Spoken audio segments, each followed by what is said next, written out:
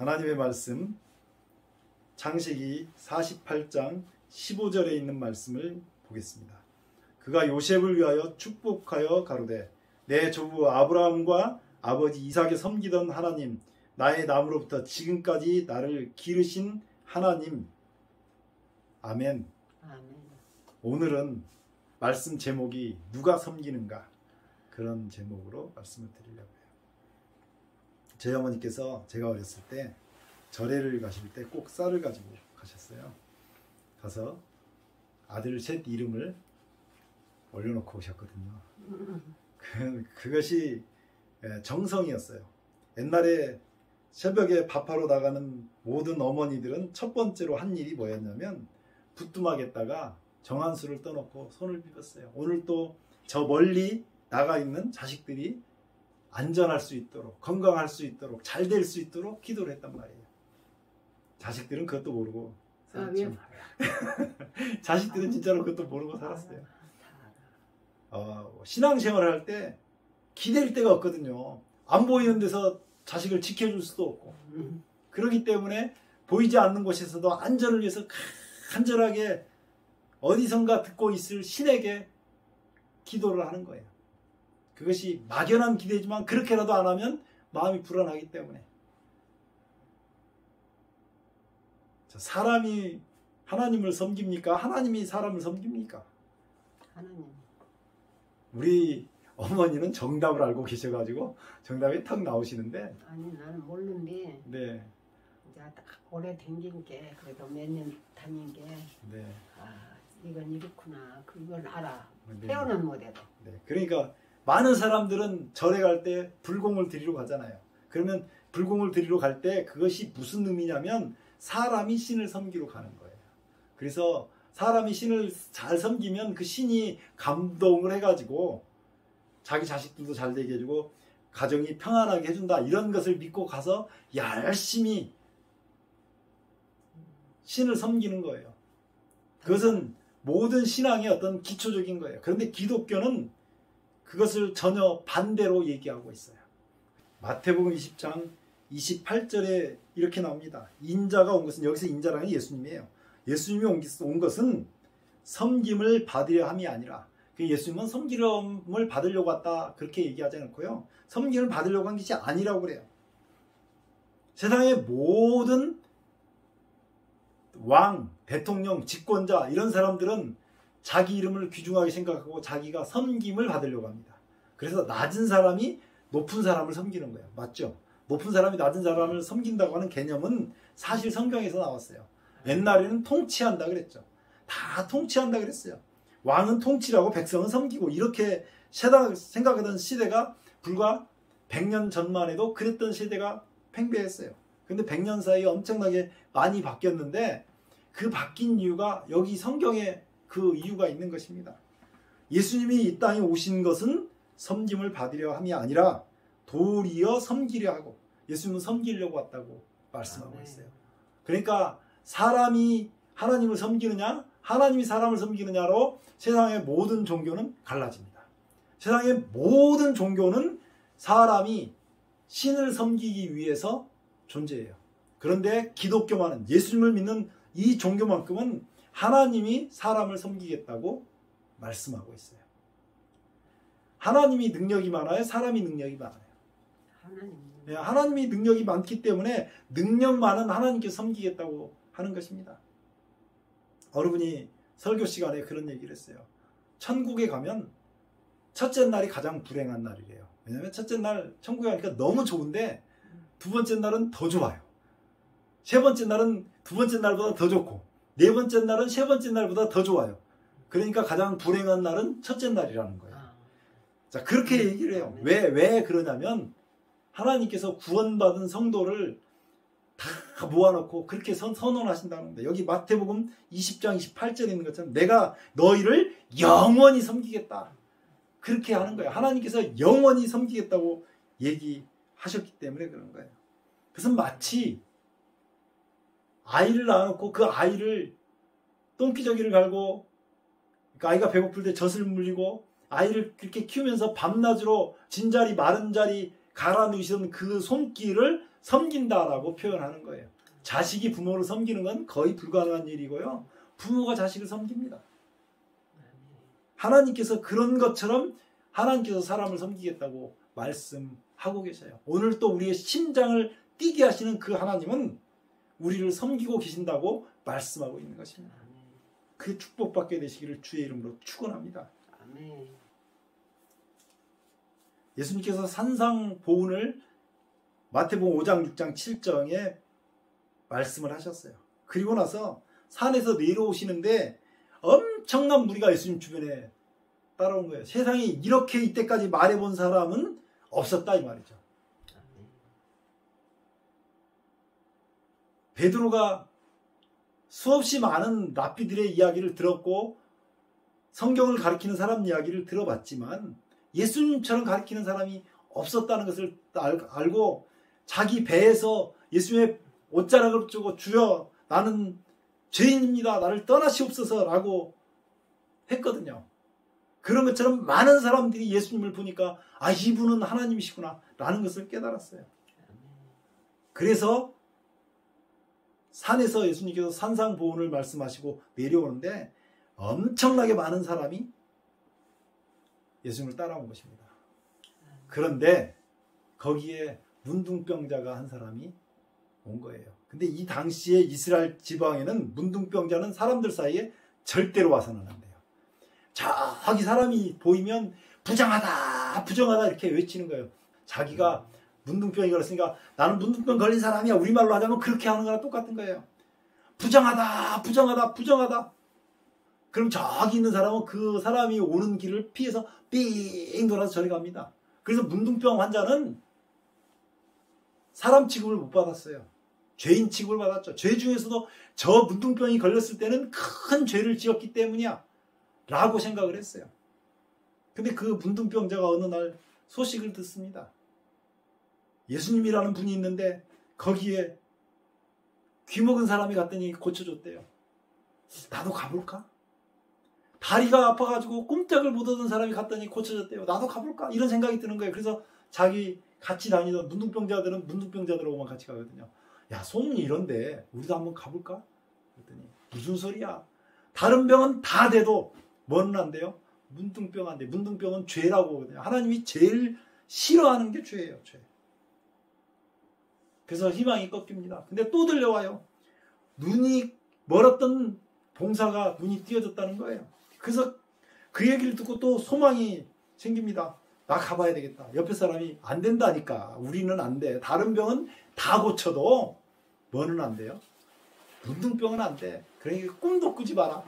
그런데도 이 사람이 결심을 합니다. 그래도 나 한번 가봐야겠지. 그리고 이 마음속에 결심을 하고 예수님이 있다는 곳을 향해서 쫓아갑니다. 예수님께서 산상수훈하고 내려오시는데 문둥병자가 가는 거예요. 가면서 뭐라고 외쳐야 돼요? 부정하다 부정하다 외쳤는데 그걸 까맣게 잊어버린 거예요. 까맣게 잊어버린 거예요. 예수님 주변에서 문둥병자 온다고 문둥병자가 사람들 앞에 그냥 오면 돌을 들어서 쳐서 죽이겠어요. 그러니까 돌을 들어서 쳐서 죽이면 죽음을 당해야 되는 거예요. 그런데 예수님을 부르고 팍 나가는 것입니다. 예수님 하고 부르고 나가는 거예요. 마태복음 8장 2절에는 한 문둥병자가 나와 절하고 가로되 예수님 앞에 나올 때까지 목숨을 건 거예요. 목숨을 걸고 예수님 앞에 나왔습니다.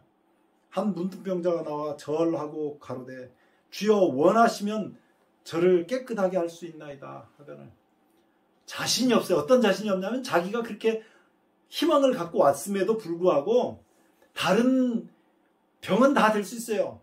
뭐 손이 말라 비틀어진 사람, 다리가 쭈그런 사람, 허리가 굽어갖고 꼬부라진 사람, 이런 사람 다 고쳐요. 귀가 먹은 사람, 눈이 심지어 멀어가지고 봉사가 된 사람일지라도 예수님이 고칠 수 있다고 자신이 확신하는데 문둥병은 하나님 앞에 큰 죄를 지어서 문둥병이 걸렸다고 생각하기 때문에 자신이 없어요. 그래서 주여 원하시면 저를 깨끗하게 하실 수 있나이다 라고 한 거예요. 예수님께서 그 문둥병 환자를 보면서 너무 가슴이 아픈 거예요. 왜냐하면 다른 사람은 당당하게 와서 주님 저 좀 고쳐주십시오 이렇게 하는데 그게 아니라 원하시면 나를 깨끗하게, 원하지 않으면 깨끗하게 해주지 말라고 와서 얘기해. 목숨 걸고 와가지고 그렇게 얘기하면 너무 안타까운 거예요. 예수님이 사람을 섬긴다고요? 사람이 예수님을 섬긴다고요? 예수님이 사람을 섬긴다고요. 그 예수님이 그거 하러 왔거든요. 예수께서 손을 내밀어 저에게 대시며 가라사대. 손을 내밀어서 문둥병자에게 되셨어요. 근데 이 손을 내밀어서 됐다고 하는 의미가 뭐냐면 그 부정이 자기한테도 와서 잘못하면 걸린다라고도 생각을 했던 거예요. 그런데 예수님께서 부정한 것을 상관하지 않고 그 문둥병자에게 손을 대셨어요. 그리고 뭐라고 하냐면 내가 원하노니 깨끗함을 받아라. 이렇게 말씀하신 거예요. 내가 너를 섬기려고 왔다. 내가 깨끗하게 해주려고 왔다. 그렇게 말씀하신 거예요. 즉시 그의 문둥병이 깨끗하여진지라. 사람들이 이 문둥병자에게 가지 말라고 너는 안 된다고 말할 때 목숨 걸고 주님 앞에 나오니까 주님께서 해결해 주셨어요. 혹시 내 문제는 주님 앞에 가져가도 해결되지 않을 것 같다라고 생각하는 경우에도 주님께 나오시기 바랍니다. 내가 이렇게 부족한데 하나님께서 나를 받아주실까? 그렇게 생각될 때도 하나님께 나오시기 바랍니다. 주님께 오시면 주님께서는 내가 원하노니 라고 말씀하십니다. 그 축복을 받게 되시기를 간절히 바랍니다. 그래서 이 문둥병자가 고침을 받았어요. 예수님께서 가버나움에 들어가셨는데 거기에 백부장이 예수님 앞에 나왔어요. 백부장이라는 군대에 요즘 말하면 중대장이나 뭐 대대장 이런 정도 되는 사람이에요.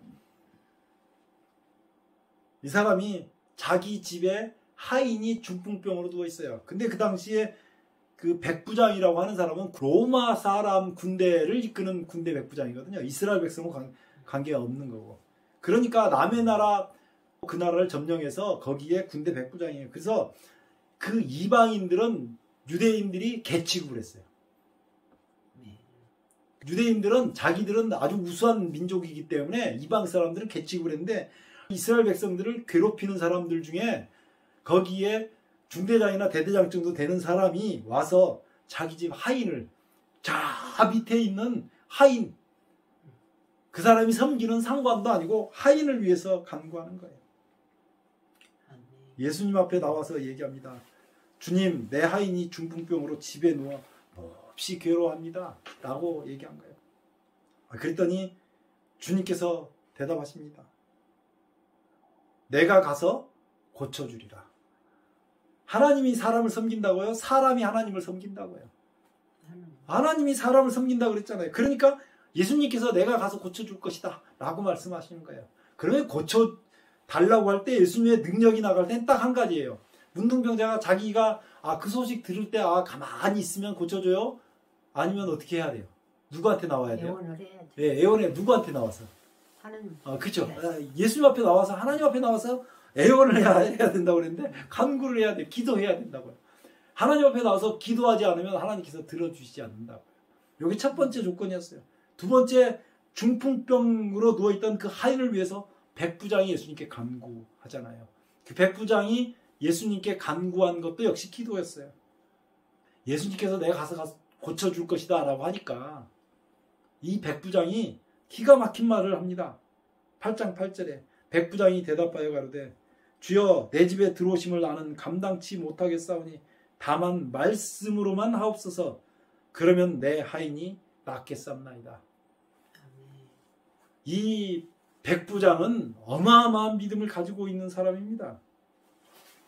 이 백부장이 자기 부하에게 너 가서 저 청소 좀 해. 그럼 청소할까요? 안 할까요? 군인이니까 청소해야죠. 누구 잡아와. 그럼 잡아와요? 안 잡아요? 그 사람 명령대로 누가 하고 있냐면 하인이 하는 거예요. 그런 것처럼 예수님께서도 말씀만 하시면 고친다고 이 백부장이 간증하는 거예요. 이 백부장은 예수님이 천지 만물을 창조하신 창조주라고 하는 것을 알았어요. 그래서 예수님께서는 그 믿음을 기이하게 생각하시고 이렇게 말씀하십니다. 13절에요. 예수께서 백부장에게 이르시되 가라 내 믿은 대로 될지어다 하시니 그 시에 하인이 나으니라. 예수님께서 말씀하실 때 하인이 나왔어요. 오늘요 어려운 문제가 있잖아요. 예수님께서 말씀 한마디만 하시면 어려운 문제가 해결됩니다.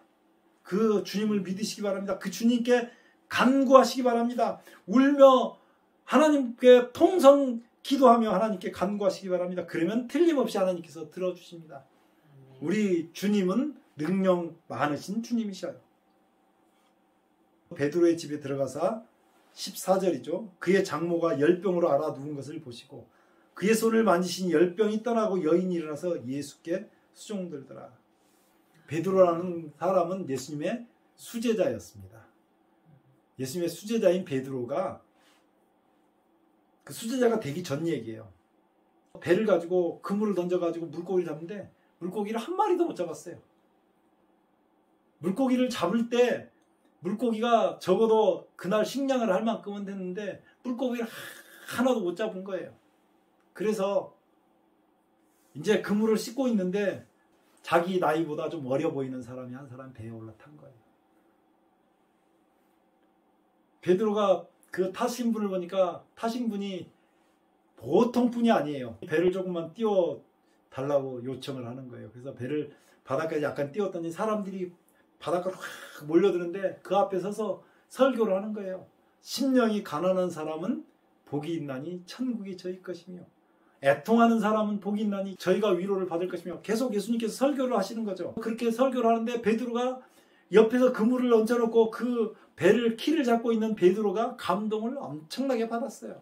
야, 세상에 이렇게 말씀마다 마음에 감동을 주시는구나. 말씀을 다 끝내놓고 베드로를 돌아보시고 예수님께서 말씀하셨어요. 깊은 데로 가서 그물을 내려라. 조금 전까지 물고기를 밤새도록 잡았거든요. 못 잡았거든요.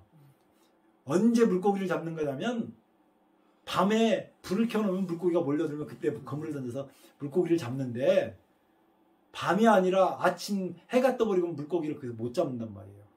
그런데 깊은 데 가서 내리라 그러니까 주여 내가 밤새도록 날이 새도록 물고기를 잡았지만 한 마리도 못 잡았습니다. 오늘 허탕입니다.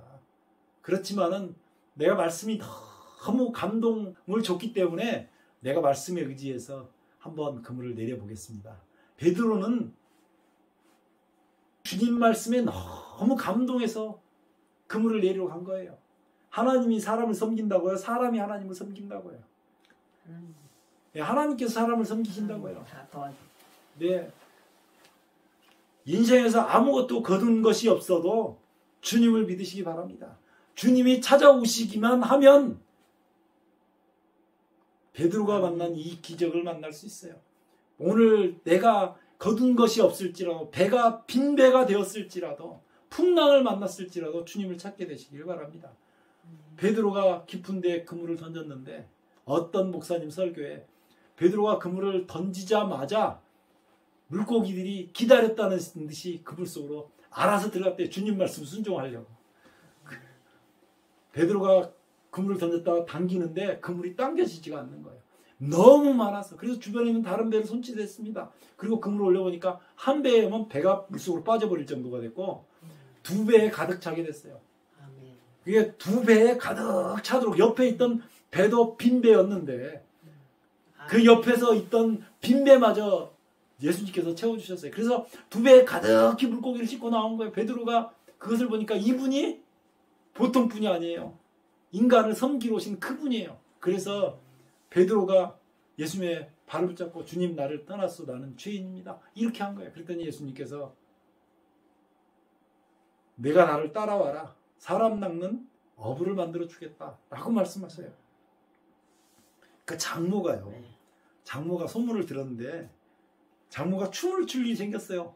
왜냐하면 물고기를 잡아도 먹고 살 만큼 밖에 못 잡았는데 어느 날 배가 두 배가 가득 차게 물고기를 잡으면 춤추겠죠. 이제 우리 딸도 드디어 살겠다 싶어서 그랬더니 이 정신 나간 놈이 젊은 사람 물고기 두 배 잡게 했던 그 젊은 사람 따라서 물고기 배도 버려버리고 그 선생님 따라다닌다 그러니까 그 장모가 자기 딸 신체가 어떻게 되겠어요?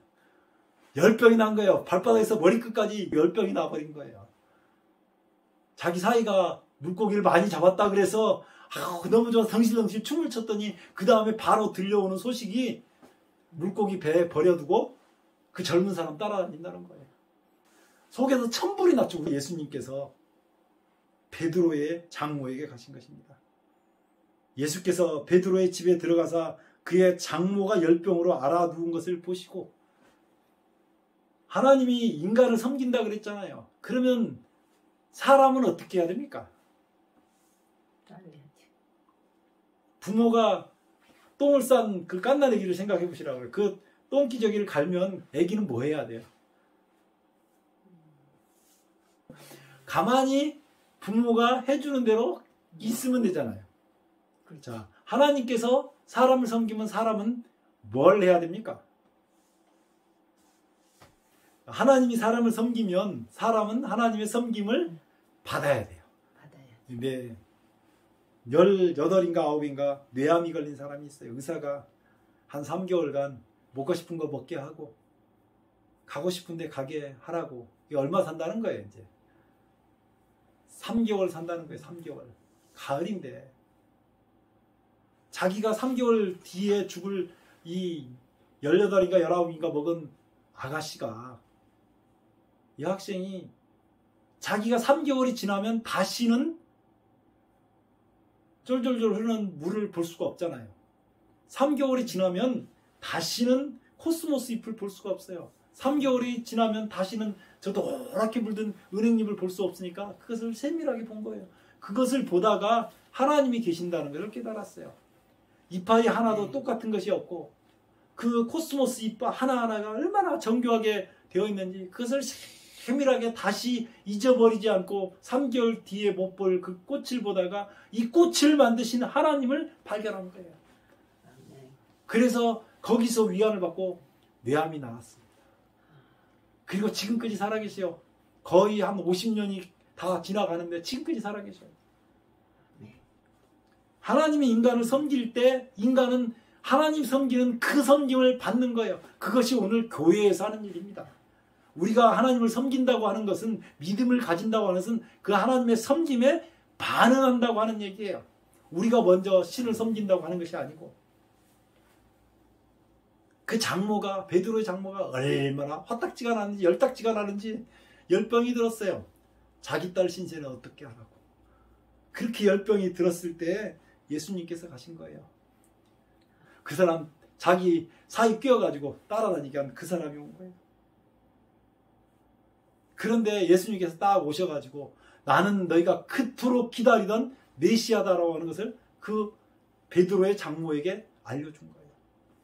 너희가 그토록 기다리던 하나님이 사람을 섬기기 위해서 오겠다고 말씀하셨던 그분이다 라고 예수님께서 자기를 보여주신 거예요. 예수님을 만나자마자 자기 사이가 선택한 길이 잘못된 길이 아니라고 하는 것을 베드로의 장모가 깨닫습니다. 그리고 가장 좋은 길을 선택했다는 것을 알았어요. 예수께서 베드로의 집에 들어가서 그의 장모가 열병으로 앓아 누운 것을 보시고 그의 손을 만지시니 열병이 떠나가고 여인이 일어나서 예수께 수종들더라. 우리가 때때로 하나님에 대해서 이해하지 못하는 문제도 주님을 만나면 해결됩니다. 베드로가 빈배였을지라도 주님을 만나니 해결된 것처럼 인생의 어려운 모든 문제, 가난한 모든 문제, 질병을 가지고 있는 모든 문제를 전부 해결해 주시기 위해서 예수님께서 오셨다 그 말이야. 하나님이 인간을 섬긴다고요. 근데 여기서 중요한 내용이 하나 있어요. 중요한 게 있어요. 첫 번째 제가 했던 그 얘기가 문둥병자 얘기를 했어요. 문둥병 그거 어디로 갔죠?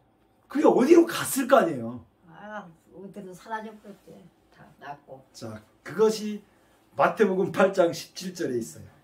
이런 선지자 이사야로 하신 말씀에 우리의 연약한 것을 친히 담당하시고 병을 짊어지셨도다. 그러니까 그 문둥병이 누구한테 갔냐면 예수님한테 갔다는 거예요. 제가 생생히 기억하는데 산에 가서 나무를 하다가 가시에 찔려가지고 손에 공봇이 났어요. 아파서 너무너무 아파가지고 견딜 수가 없는 거예요. 근데 제가 그렇게 아파서 있는데 밤새도록 옆에서 잠 못 자고 간호하시는 한 분이 계셨어요. 부모는 심정으로만 그것을 같이 하지만 하나님은 그것을 병을 빼다가 자기가 병을 가져버리시고 그 병을 가져가신 거예요. 사람의 죄도 마찬가지, 죄도 가져가시고 가난함도 가져가시고 모든 것을 가져가셨어요. 한 얘기만 하고 이제 마치도록 하겠습니다. 한 권사님이 몸에 암이 걸려서 죽게 생겼어요. 목사님한테 와서 목사님 안수 기도를 해주십시오 라고 얘기했어요. 목사님이 안수 기도를 한 게 아니고 베드로전서 2장 24절에 있는 말씀을 읽어주면서 이 이야기를 기도원에 가서 3000번을 읽으셔요 라고 했어요.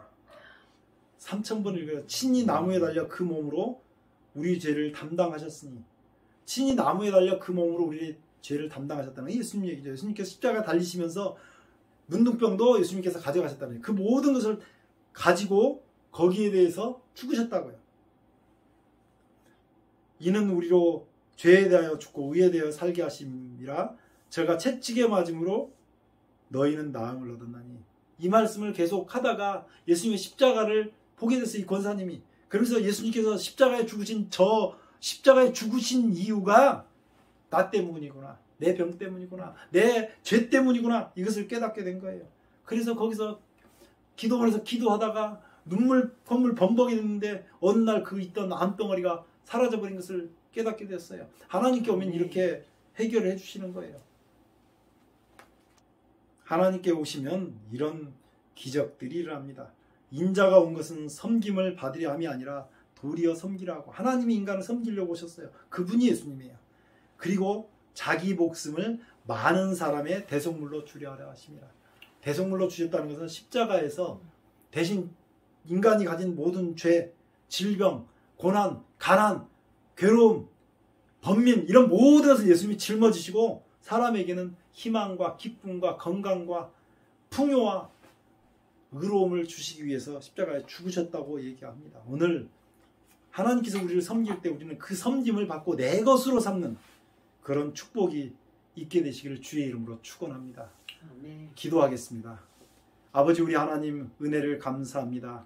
오늘 우리를 위해서 주님께서 우리를 섬기시고 또 우리에게 영원한 생명을 주시기 위하여 대성물로 십자가에 죽으셨다는 이 놀라운 사실이 우리의 것이 되게 하여 주옵소서. 질병에 있는 모든 사람들 주님 앞에 나와 십자가를 붙들고 질병으로부터 해결되게 하시고, 가난한 모든 사람들이 주님 앞에 나와서 가난함을 떨쳐버리고 부유하게 될 수 있도록 은혜를 베풀어 주시옵소서. 원치 않는 일로 여러 가지 사건에 휘말린 주님의 자녀들도 있습니다. 도와주셔서 모든 것이 주님으로 말미암아 넉넉히 승리했다는 놀라움 간증할 수 있도록 도와주시옵소서. 오늘도 주의 말씀을 듣는 모든 사람들 위해 우리 구주의 크신 섬김이 함께 하시기를 예수 그리스도의 이름으로 간절히 기도드리옵소서. 아멘.